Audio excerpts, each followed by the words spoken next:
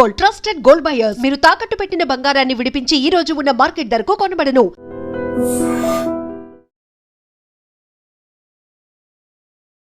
నమస్తే రమ్మగారు. నమస్తే జయ. ఒక చందమామ కథ చెప్పుకుందామండి. దూరపు కొండలు చెప్తాం. చిన్నప్పుడు ఎప్పుడో గుడ్డి అని సినిమా చూసాను జయ నేను. ఈ గుడ్డి సినిమా ఏంటంటే, చిన్నప్పటి నుంచి హీరో ధర్మేంద్ర అంటే ఇష్టం. అన్నా వదిన ఉంటారు, తల్లి ఉండదు. కొన్ని మంచి మంచి పాటలు ఉన్నాయి, చాలా అద్భుతమైన పాటలు ఉంటాయి ఆ సినిమాలో. సినిమా హీరో మీద ఫ్యాన్సీ. అదేలే. సినిమా హీరోలను పెళ్లి చేసుకుంటారా? పెళ్లి చేసుకోగలరా ఎవరైనా? పైగా మనం ఒక సినిమా చూస్తాం, ఆయన ఒక యాక్టర్, ఆయన ఒరిజినల్ క్యారెక్టర్ అది కాదు, హీరోకి యాక్ట్ చేస్తాడు ఆయన. అతని మీద ఇష్టం. ఒక పెళ్లి సంబంధం ఏదో వాళ్ళ వదిన బ్రదర్ ఎవరో పెళ్లి సంబంధం కుదిరిస్తే ఈ అబ్బాయి మీద ఉండదు, ఆ హీరో మీద ఉంటుంది. ఆ పిల్లకి, చిన్నపిల్లల్లో అలా ఉంటుంది, టీనేజ్ గర్ల్స్ మరీ ఉంటారు కదా. ఆ సినిమా చూసినప్పుడు పిల్లల్లో ఇలా ఉంటుంది అని అనిపించింది. ఎప్పుడో చూసాం, చాలా మంచి సినిమా. అవకాశం ఉంటే చూడండి, యూట్యూబ్లో కనపడుతుంది. గుడ్డి. ఈ కథ ఇంచుమించుగా అలాంటిది అనమాట. ఒక చందమామ కథ ఇది. పూర్వమట ఈ సీతారాంపురము అట్లా జమీందారీ కొన్ని అద్భుతమైన వ్యవస్థ ఒకటి ఉండేది.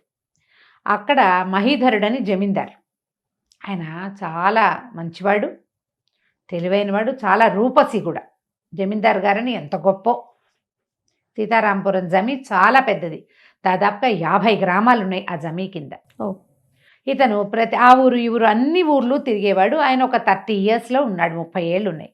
ఆ కాలం 30 ఏళ్ళు అంటే అప్పటికే పెళ్ళయి 8-10 ఏళ్ళు కూడా అయి ఉంటుంది ఆయనకి. 20 ఏళ్ళకే పెళ్ళిళ్ళు, 18 ఏళ్ళకే పెళ్ళిళ్ళు చేసేసేవాళ్ళు. వివాహితుడే ఆయన.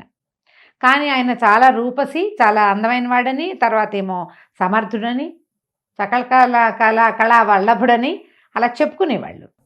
ఈ ఊళ్ళల్లో ఉండే ఆడపిల్లలందరికీ జమీందార్ గారిని చూడాలి ఒక ఉద్రేకం ఉండేదన్నమాట, సినిమా యాక్టర్ల పిచ్చిలాగా.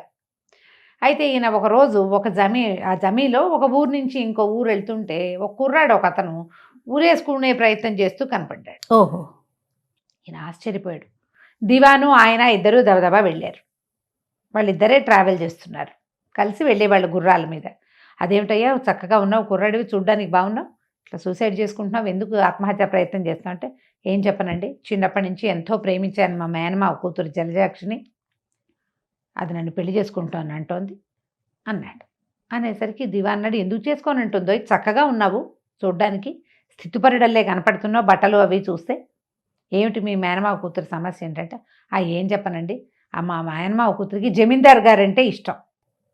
చిన్నప్పటి నుంచి ఆయన రూపాలు, లావణ్యాలు, గుణగణాలు, ఆయన శౌర్యము, ప్రతాపము, ఆయన ఇంకా ఉన్నాయి రకరకాల గుణాలు, మేనేజ్మెంట్ స్కిల్స్ అవన్నీ చూసి విని మా మరదలు ఆయన్ని తప్పిస్తే రెండో వాడిని పెళ్లి చేసుకోనంటోంది.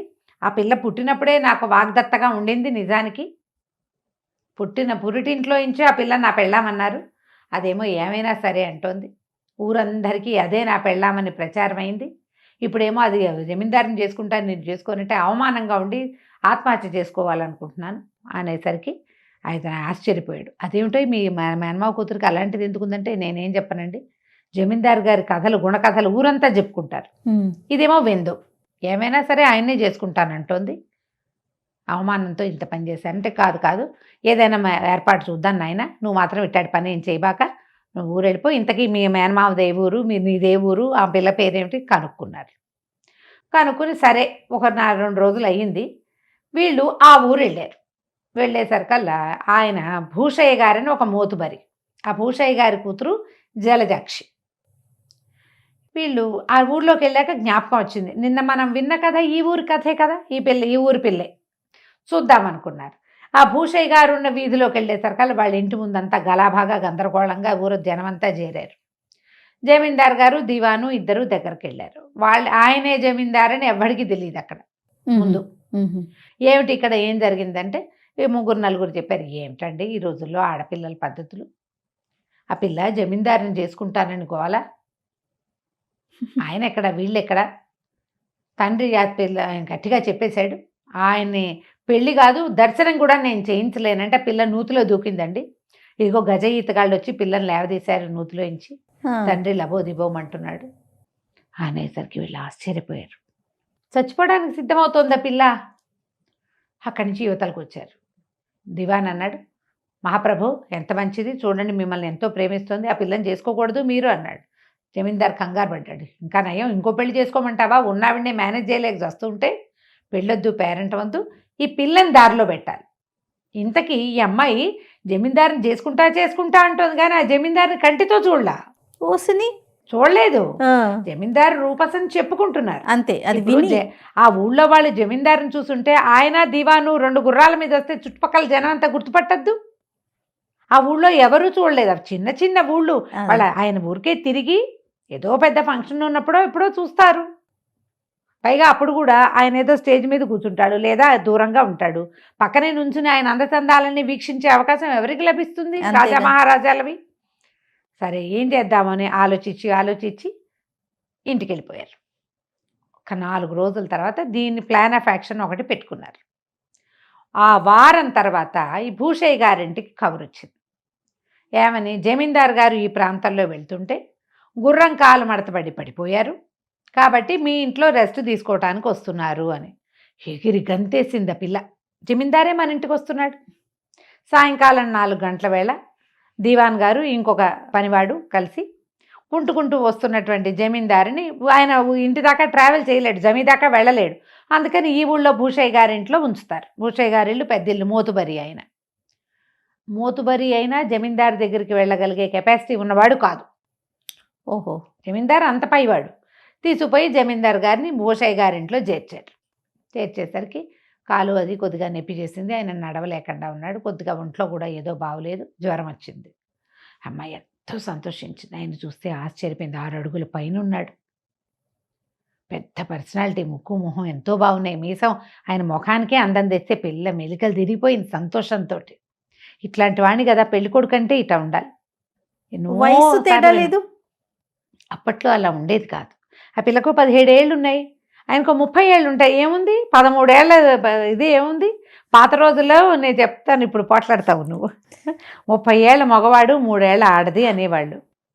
మరి అన్యాయం రమ్మగారు. అన్యాయమైనా సరే ఇంతే, అలాగే చేసేవాళ్ళు. చిన్నపిల్లల్ని 10 ఏళ్ల పిల్లని ఇచ్చి పెళ్లి చేస్తే 50 ఏళ్ళ ఆయనకి 40 ఏళ్ళ ఆయనకి పిల్లకి వ్యక్తత రాగానే కాపురానికి పంపించేవాళ్ళమ్మా. ఆ కాలం అది వద్దు, వాటి గురించి మనం మాట్లాడకూడదు. సరే, ఈ అమ్మాయికి సంతోషం వచ్చేసింది. ఇక చకచక ఏర్పాట్లు చేసింది. ఆయన పక్క అది ఏర్పాటు చింది, పడుకోబెట్టారు. సాయంకాలం దాకా కూర్చున్నారు.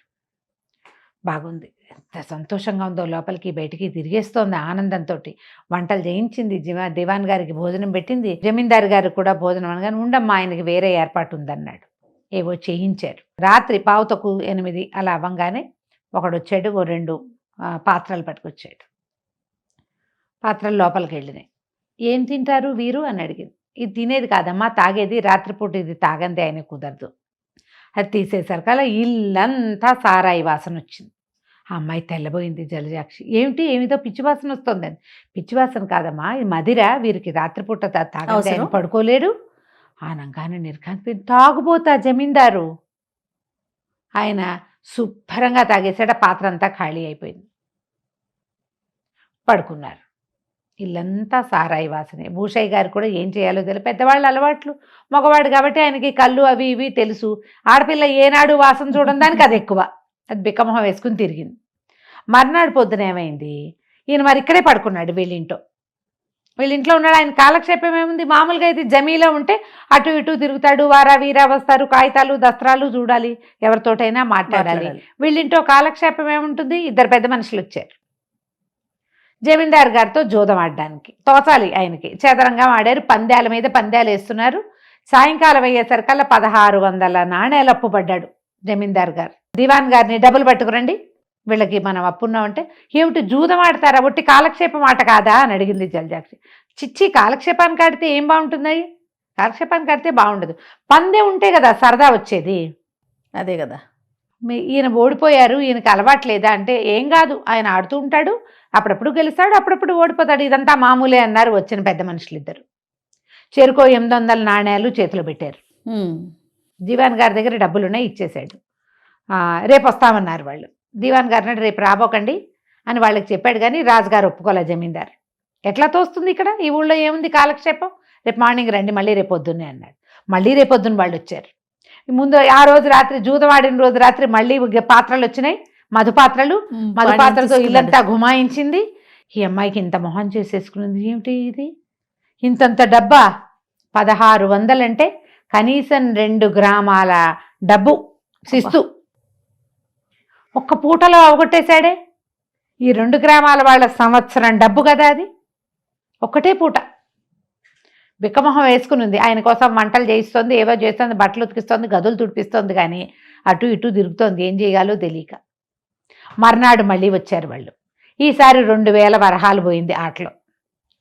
దివాన్ గారు చేతులు నలుపుకుంటూ, ప్రభు పెద్దగా డబ్బులు అవి లేవండి. అబ్బా లేకపోతే ఎలాగండి, వీళ్ళతో ఆడేమో, పోయినాయి డబ్బులు, మీరు నా మాట వినండి, మనం అవతల పొలాలు అమ్ముదాం అనుకున్నాం కదా, 2 గ్రామాలు, ఓ 2-3 గ్రామాలు అమ్మేసేయండి, నాకు డబ్బులు కావాలి. ఈయన గ్రామాలు అమ్మి డబ్బులు పట్టుకొచ్చాడు. ఆ డబ్బుకి అమ్మాయి చూస్తుండగానే 2000 వరహాలు వెళ్ళిపోయినాయి. ముందు రోజు 800 కాస్త రెండో రోజు 1000 అయినాయి. రాత్రికి పాత్రలు వచ్చినాయి, వీళ్ళేమో మరిని వస్తామన్నారు. సాయంకాలం అయ్యేసరికల్లా తోచట్లేదని ఆవిడెవరో ఒక నాట్యగత్తెని తీసుకొచ్చారు. ఆవిడతో పాటు తాషా మార్బాలు అన్నీ వచ్చినాయి. మద్యం లోపలికి వెళ్ళింది. ఓ 2 డాన్స్ చేసే 2 అమ్మాయిలు, ఓ పెద్ద ఆవిడ, ఓ చిన్న ఆవిడ, అక్కడి నుంచి వాయించే వాద్యకాళ్ళు. ఇల్లంతా హోరెత్తిపోయింది, ఊరంతా గుమ్మెత్తిపోయింది, జనం అంతా చెప్పుకున్నారు. అబ్బో ఈయనేదో అది ఇదనుకున్నాం, గ్రంథసాంగుడే అని చెప్పుకుంటున్నారు జనాలు. ఈ రాత్రి నాట్యం చేయడానికి వచ్చిన వాళ్ళు వెళ్ళిపోయారో ఇక్కడే ఉన్నారో వీళ్ళకి తెలియదు. నిద్రలు పోయారు. వీళ్ళకి ఏం అలవాటు ఉంది, పల్లెటూరు సంతా అందరు నిద్రపోతారు పెందరాలే. తెల్లవారుజాము దాకా ఏదో మోగుతున్నట్టే ఉంది సంగీతం. వాళ్ళు ఎప్పుడు వెళ్ళారో తెలియదు. ఈ అమ్మాయి పొద్దున్నే లేచి కసువు ఊడుస్తుంటే నాట్యగత్తెలు 2 బయటికి వెళ్తున్నారు. తెల్లవార్లు నాట్యగత్తెలు జమీందారుతో పాటు లోపలే ఉన్నారు. ఈ అమ్మాయికి ఇంత అయిపోయింది మొహం. బాబోయ్ అనుకుంది. 4-5 రోజులు ఇట్లాగే గడిచినాయి. మొదట్లో వచ్చిన రోజున్న ముఖ వికాసము అవి అమ్మాయికి ఏమీ లేవు. భయమేస్తోంది. ఈయన 5 రోజులు ఉన్నాడు ఇక్కడ. 5 రోజుల్లో మొత్తం అన్ని రంగులు చూపించారు. చూపించాక బయలుదేరుతామన్నారు. కొంచెం కాలు తేలికెచ్చింది. నేను వెళ్ళొస్తానండి భూషయ్య గారు, మీరు చాలా గొప్ప ఆతిథ్యం ఇచ్చారు, మీ అమ్మాయి ఎంతో బాగా సేవ చేసింది, నాకు చాలా నచ్చింది. ఇప్పుడు పెళ్లి చేసుకుంటే ఇలాంటి పిల్లని కూడా, ఒక పిల్లని పెళ్లి చేసుకోవాలని కొంతకాలంగా అనుకుంటున్నాను. ఇట్లా బుద్ధిమంతురాలైన పిల్ల చక్కగా, కాబట్టి మీకు అభ్యంతరం లేకపోతే మీ జలజాక్షిని నేను వివాహం చేసుకుంటానండి అన్నాడు. అనేసరికల్లా భూషయ్య గారికి ఏముంది, ఆయనకి ఇష్టమే, ఎందుకంటే ఈ పిల్ల చచ్చిపోతానంది. బాబు మిమ్మల్ని నేను కాదంటానా ప్రభు, మీరేదంటే మేము అదే అనగానే జలజాక్షి, నాన్న ఇట్రా అని పిలిచి, అట్టా ఒప్పుకుంటావేంటి నాన్న, నన్ను చిన్నప్పుడే బావకిస్తానని మాటిచ్చావు కదా అత్తయ్యకి, ఇవ్వలేనండి మా చెల్లెలకి మాటిచ్చానని చెప్పు అని చెప్పి ఆయన నిర్ఘాంతపడి, అదేమిటే అమ్మ, చచ్చిపోతానన్నావు కదే ఈయన కోసము, తెలియక చచ్చిపోతానన్నా నాన్న, ఇప్పుడు తెలిసిందిగా, కాదని చెప్పు అనగానే ఈయన ఏం చేశాడు, ఇప్పుడు డైరెక్ట్గా ప్రభు దగ్గర ఎట్టా చెప్తాడు, దివాన్ గారిని పక్కకి పిలిచి, అయ్యా ప్రభు వారు ఇట్లా అన్నారు, నా వరకు అభ్యంతరం లేదనుకోండి, కానీ మా చెల్లెలు చనిపోయేటప్పుడు మాటిచ్చానండి, మా పిల్ల పుట్టినప్పుడే మా మేనల్లుడికి వాగ్దత్తగా ఉంది, మరి ఇట్లా వాగ్దత్త అయిన పిల్లని ప్రభువుల వారికి సమర్పిస్తే బాగుండదో ఏమిటో చూడండి, వారికి చెప్పండి అని. ఈ దివాన్ గారు అన్నారు, అర్రే ముందే చెప్పలేదు ఏంటండి, ఆయనకు మీ పిల్లని చేసుకోవాలని ఉంది, సరే నేనేదో చెప్తాలేండి అని చెప్పి వాళ్ళిద్దరూ వెళ్ళి ఆయన లోపలికి వెళ్ళి రాజుగారితో గుసగుసలాడాడు. ఆయన బయటకు వచ్చి, మీరేదో పెద్దవాళ్ళు మాటిచ్చానన్నారు కదా, నాకు చాలా మనసు ఉంది, మీలాంటి పెద్ద మనుషులతో బియ్యము, మీ అమ్మాయి లాంటి బుద్ధిమంతురాలతో వివాహం 2 చాలా ఇష్టమైనవే, సరేలేండి వివాహ పత్రిక పంపించండి, తోచిన బహుమానం పంపుతాం అని చెప్పి వెళ్ళిపోయారు. ఈ అమ్మాయి బతుకు జీవుడా అనుకుంది, తెలివి తక్కువగా ఈయన్ని చేసుకుంటానంటే, నేను చచ్చిపోతాననుకుని నాన్న ఏమైనా బతిలాడి పెళ్లి చేసేవాడు ఏమిటో, చచ్చినట్టు భరించాల్సి వచ్చేది ఈయనని. నాన్న అత్తయ్య వాళ్ళ ఇంటికి వెళ్ళి ముహూర్తాలు పెట్టించుకురా, మామయ్యని గాకేసుకురా అన్నది. సాయంకాలం 4 పెద్దలు కలిసి సీతాపతి ఆ ఊరేసుకుంటానన్నాడుగా ఆ అబ్బాయితోటి ఈ జలజాక్షికి వివాహం కుదిర్చేసుకున్నారు. ఇప్పుడు జలజాక్షికి ఏం తెలిసింది, జమీందార్ గారి గురించి ఎవరందరూ చెప్పుకుంటుంటే గొప్ప, ఆయనతో ఉన్నప్పుడు కదా విషయం తెలిసేది. ఒక 5 రోజులు జీవించేసరికి అర్థమైపోయింది. ఆ వెళ్ళిపోతూ జమీందార్ గారు ఏమనుకున్నాడంటే, ఇట్లా ప్రతి ఊళ్ళో ఒక పిల్ల నన్ను వరిస్తానంటే ప్రతిసారి నేను ఈ తాగుబోతానము, ఈ తిరుగుబోతానము, ఈ జూదగడతనము ఎక్కడ నటిస్తానండి, ఇక నుంచి నా రూపాయల గురించి వీటి గురించి ప్రచారాలు మానేయండి, జమీందారు వివాహితుడు, ఆయన మళ్ళీ మళ్ళీ పెళ్లి చేసుకోడు, ఏకపత్ని వ్రతుడుగా ఉంటాడన్న ప్రచారం దయచేసి ఊళ్ళలో చేయించండి, ఓ పిల్ల కోసం చేసా, పూట చేయాలంటే చేస్తాను అని చెప్పి నవ్వుకుంటూ దివాన్ గారు జమీందార్ గారు ఇద్దరు ఇంటికి వెళ్ళిపోయారు. మన జలజాక్షి మాత్రం వాళ్ళ బావని పెళ్లి చేసుకుని సంతోషంగా ఉంది. కథ కంచికి మనం ఇంటికి. సూపర్. నమస్తే రమ్మగారు. నమస్తే చే. And for more videos, Please subscribe to iDream. Please subscribe to iDream. Please subscribe iDream. And please subscribe to iDream. For more videos, subscribe to iDream. Please like, share and subscribe to the channel. Congratulations, iDream. Subscribe to iDream. Subscribe to iDream. so subscribe to iDream Media. iDream ki iDream team andarki huge congratulations. Please subscribe iDream Media. Please subscribe to iDream. Subscribe iDream. Please subscribe to iDream. iDream అంటే నా కళల ఛానల్ను subscribe చేసుకున్న నోరు తిరుగుతలేదు. మీరైతే గంట గుర్తు కొట్టండి. For more such videos, please subscribe to iDream. Subscribe to iDream. Please subscribe to iDream. Please subscribe iDream Media. Please do subscribe to iDream. Please subscribe to iDream Media. For best entertainment and information, please subscribe iDream. And don't forget to subscribe to iDream.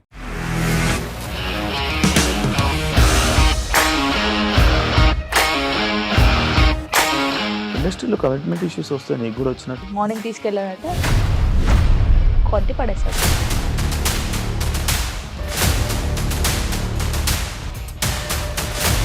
వాళ్ళు కూడా చూడలేదు ఈ cinema అని చెప్పడానికి కూడా చాలా ధైర్యం కావాలి. అది నిజం కదా, దాంట్లో ధైర్యం ఏంటి ఇది? నెక్స్ట్ డే ప్లేట్ మార్చేస్తే తప్పు కదా. As of now, we are comfortable this అని నేను అనుకోను. రష్మిక గారిది మీది ఒకే ఊరు అంటే కదా.